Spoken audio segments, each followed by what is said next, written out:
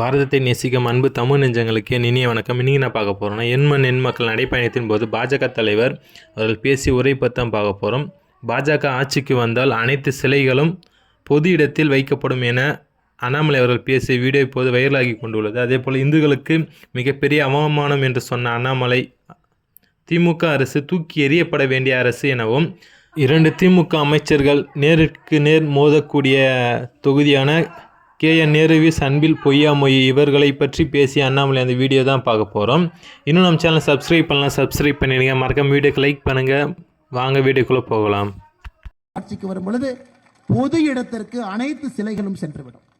ஒரு கோவில் என்று இருக்கும் பொழுது கோவிலுக்கு செல்லும் பொழுது ஒரு பக்தன் எப்படி செல்ல வேண்டுமோ அப்படிப்பட்ட வாய்ப்பை பாரதிய ஜனதா கட்சி உருவாக்கும். எதற்காக சொல்றாங்க?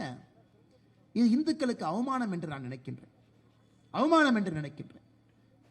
இது ஒரு இந்துக்களுக்கு அவமானம்.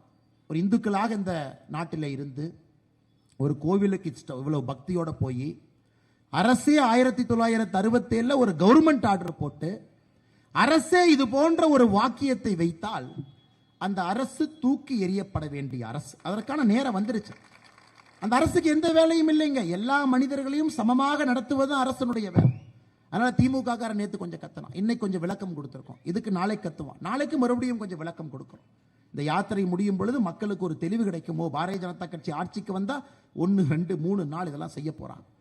பாரதிய ஜனதா கட்சி ஆட்சிக்கு வந்தால் எல்லா மனிதர்களையும் இணைத்து மனிதனை முன்னிறுத்தி பாரதிய ஜனதா கட்சியினுடைய ஆட்சி இருக்குமோ, மதங்களை பிளவுபடுத்தி இருக்காது, ஜாதிகளை வைத்து காட்டு மிராண்டித்தனமாக திமுக செய்யக்கூடிய அரசியல் இருக்காது சகோதர சகோதரிகள்.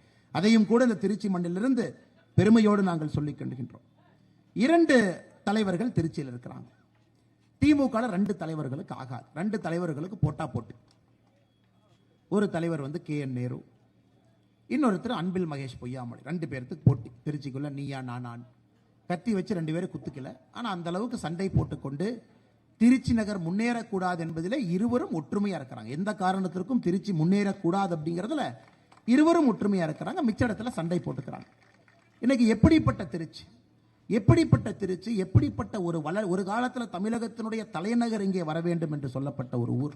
தலைநகர் இங்கே தாங்க கொண்டு வரணும், தமிழ்நாட்டினுடைய மையப்பகுதி இங்கே வந்தால் சரியாக இருக்கும் என்று பேசிய ஊரை இதை போன்ற குறுநில மன்னர்கள் பட்டா போட்டு விட்டிருக்கின்றார்கள். முதல்ல அன்பில் மகேஷ் பொய்யாமொழி எடுத்துக்கலாம். 3வது தலைமுறை அரசியல்வாதி. அதுக்கு முன்னாடி 2 பேர், 3வது அவர் இருக்கார். ஒரு தட்டிலே அதிகாரத்தை தூக்கி கையில கொடுத்துட்டோம்.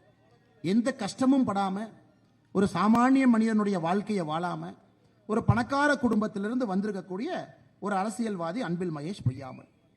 90% நேரம் உதயநிதி ஸ்டாலின் பக்கத்தில் இருந்து போட்டோக்கு போஸ்ட் கொடுப்பார். 10% நேரம் சினிமா பட லான்ச்சில் எங்கேயா சுத்திக்கிட்டு இருப்பார். அதிலே 100% நேரம் போனதுக்கு அப்புறம், அதுக்கப்புறம் நேரம் எங்க இருக்கு, தொகுதி பக்கம் வர்றதுக்கு